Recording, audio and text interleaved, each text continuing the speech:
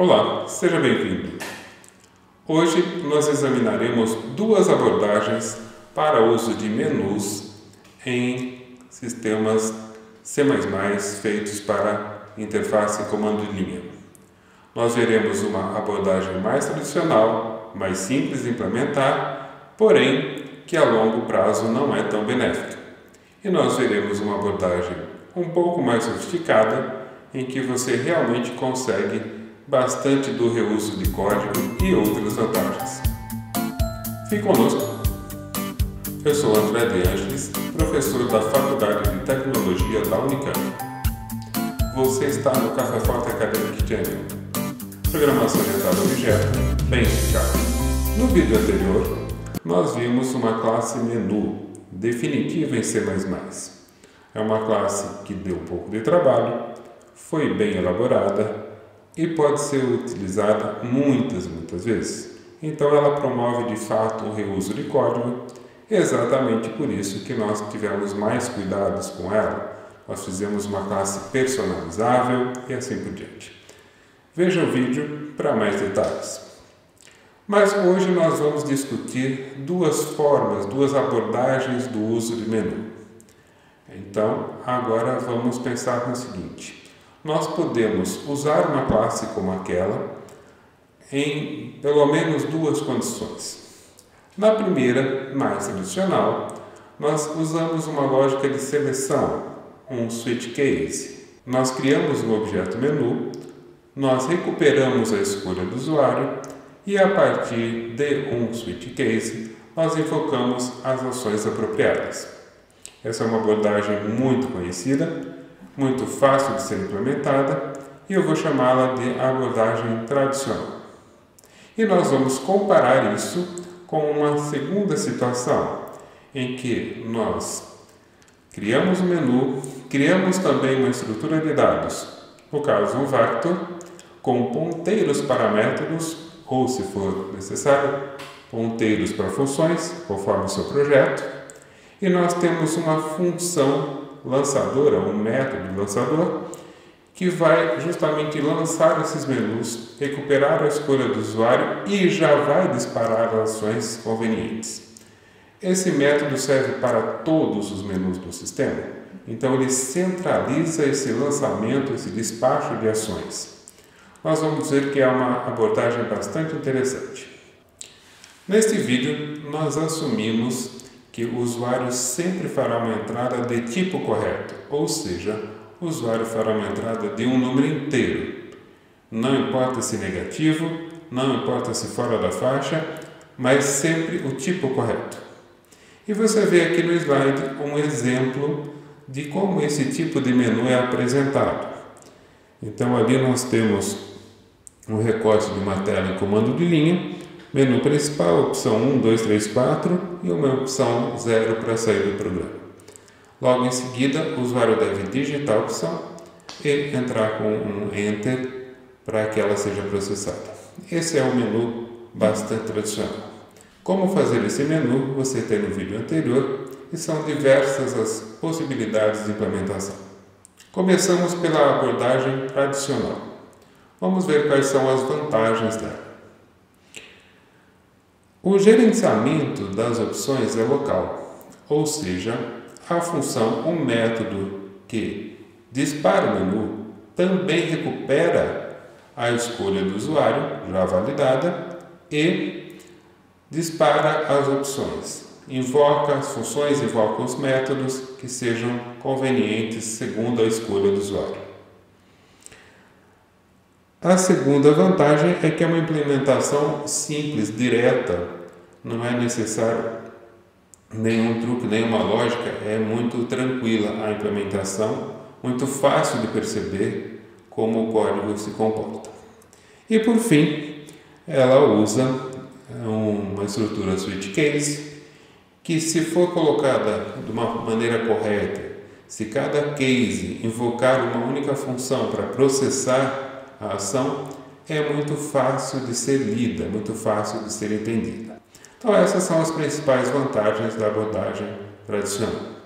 As desvantagens começam pelo gerenciamento local de opções, que pode sim ser uma desvantagem também.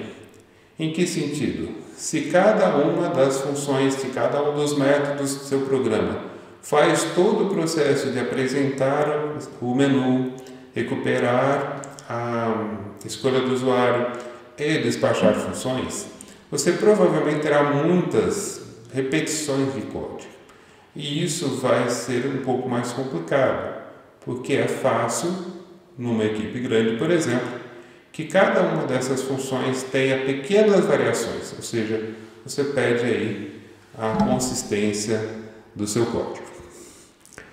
A estrutura switch case pode ficar um pouco extensa se você tiver muitas opções ou se você, em cada case, colocar mais código do que simplesmente uma única chamada. Então, esse código extra começa a poluir o seu switch case e daqui a pouco você tem uma estrutura que, em vez de ser fácil de ser lida, começa a ser um tanto mais complicada. Você vai ter repetição de código entre funções que chamam menus dentro do seu sistema e a gente prefere que, em orientação a objeto, repetições de código sejam eliminadas. E por fim, você vai ter muito mais dificuldade quando trabalhando em equipe, quando num projeto maior, de fazer padronização das coisas e teste dessas coisas. Se cada um dos programadores da equipe faz uma função ligeiramente diferente para apresentar um menu e trabalhar com o retorno dele, fica mais difícil você garantir a consistência, fica mais difícil você ter um padrão único e fica um pouco mais difícil fazer um teste. Fora que não é possível reusar estas funções, porque cada uma é específica para o seu menu. Mas ainda assim, vimos que há vantagens, vamos examinar o código. Vemos aqui o código desta abordagem mais tradicional.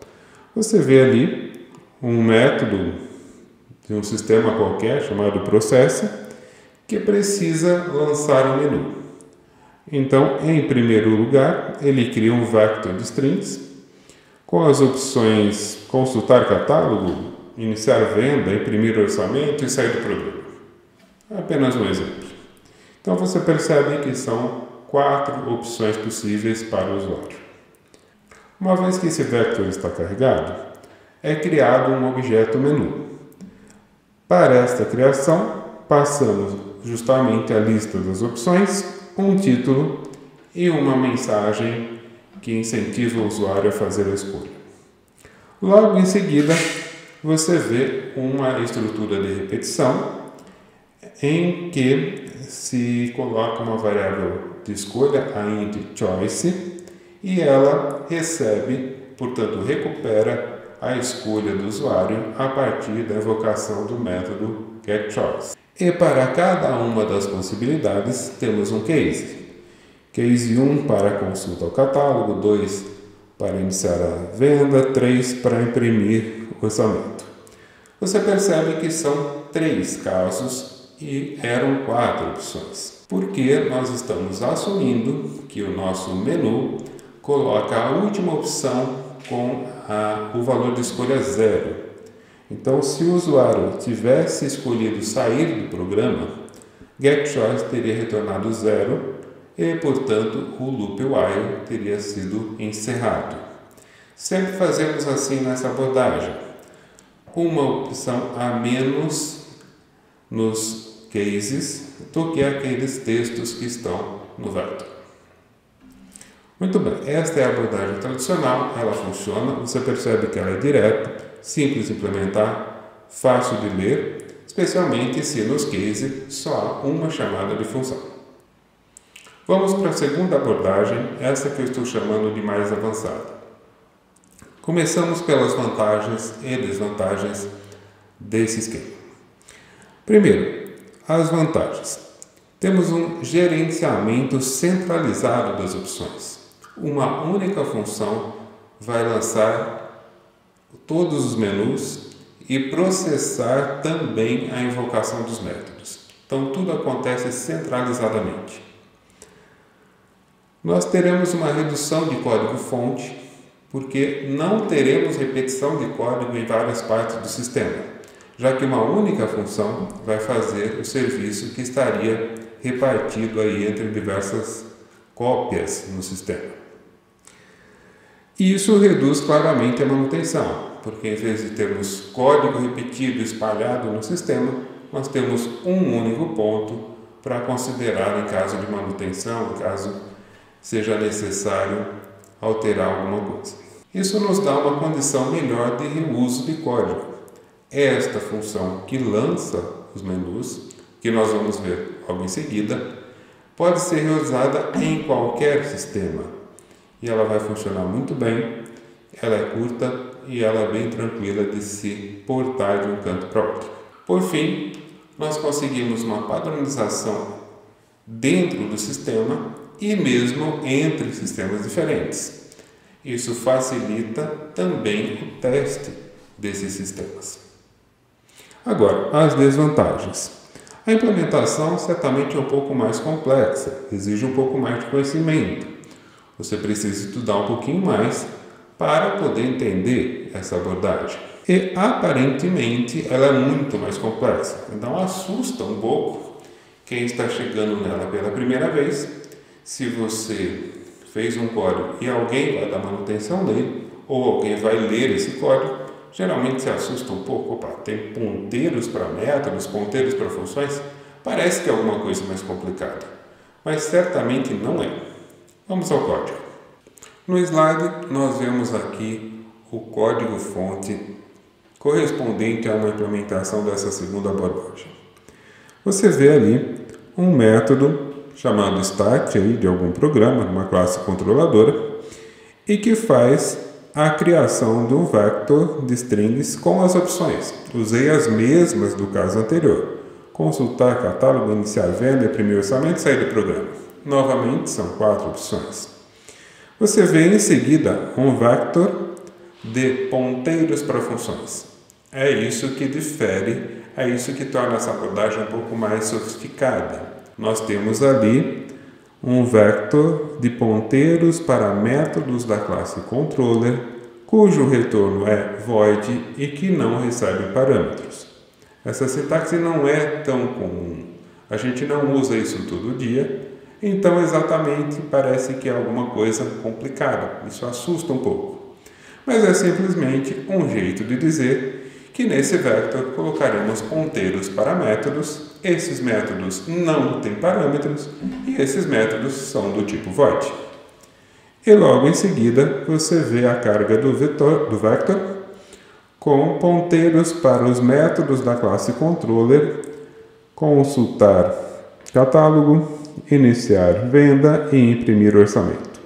Você vê novamente que são 3 métodos que serão invocados para 4 opções, exatamente porque a 4ª opção, sair do programa, vai quebrar um loop e vai ter o valor 0. Então não precisamos nos preocupar com um método para atender a esta opção.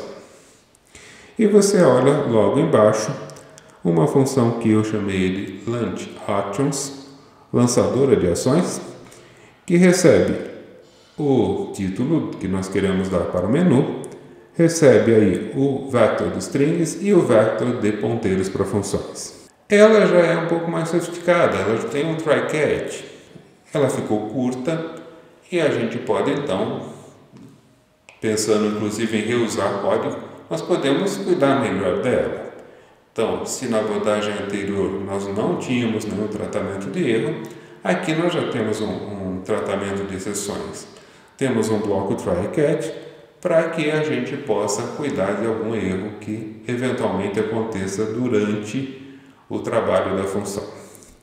E no fluxo normal, nós vemos ali a criação de um menu. Você vê que é exatamente igual ao caso anterior. O menu em si não tem nenhuma mudança. Recebe a lista de itens, o título e uma opção, uma mensagem para incentivar o usuário a digitar. E toda a diferença está dentro desse laço while, que agora tem apenas uma linha. A condição dele é exatamente a mesma. While enter the choice recebe menu getChoice, ou seja, enquanto getChoice não retorna zero, você chama a função que está correspondente à alternativa e está no segundo vector, naquele vector chamado functions. Nós ajustamos aí um -1, porque o usuário escolhe 1 e eu chamo a função, o método que está na posição 0. Quando o usuário escolher 2, eu chamo o método da posição 1, porque no vector o primeiro índice é 0 e no menu 0 é para quebrar o loop. Então esse pequeno ajuste de -1 ali em choice -1 é só para garantir essa consistência. E é só isso. Quer dizer, a função cria o menu, apresenta via getChoice, recupera a escolha do usuário, valida, retorna para a gente como essa faixa é válida, ou ela quebra o loop porque era um 0, ou ela dispara a função e toda a ação acontece. Então, você olhando de novo no método start, percebe que ele não precisa mais ter um tratamento local das opções, invocar funções ali, colocar switch case. Ficou muito mais simples. Você viu então uma nova abordagem para usar menus, um pouco mais sofisticada, mas com bastante vantagem. Espero que você a utilize com certa frequência. Mande seu like para o canal, isso nos ajuda. Obrigado. Você está no Café Forte Academic Channel, programação orientada a objeto, bem explicado. Eu sou o professor André de Ângeles, da Faculdade de Tecnologia da Unicamp. Espero você no próximo vídeo.